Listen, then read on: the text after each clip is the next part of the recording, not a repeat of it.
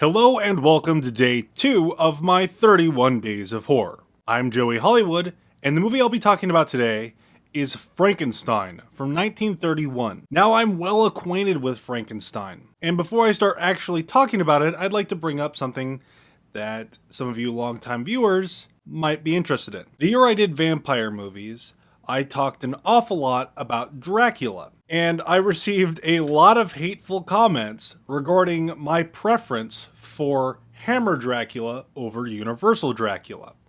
I liked both, but I really liked the Hammer version so much more, especially when it got into its sequels. Well, for those of you who were upset that I liked Hammer more, you can rest assured that I like the Universal Frankenstein movies more than the Hammer ones, although I do like each in their own way. Now that that's out of the way, let's talk about Frankenstein.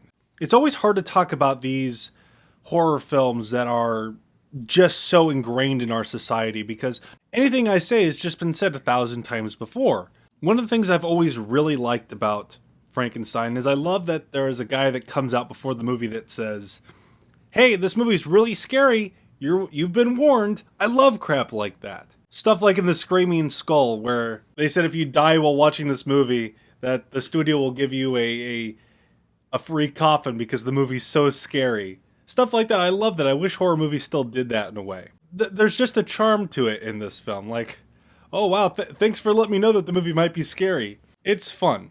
Dr. Henry Frankenstein borders on being rather funny in this role. I don't think it was intentional. It's not intentional, but there are some moments, especially towards the beginning, where he kind of makes me laugh a little bit.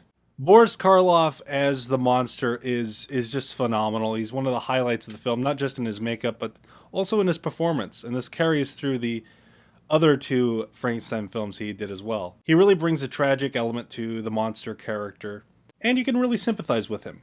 If you haven't seen the 1931 Frankenstein, I highly recommend it. It's a very good movie and worthy of its place in cinema history. That's all I really want to say for now. If you haven't seen it, go out and watch it.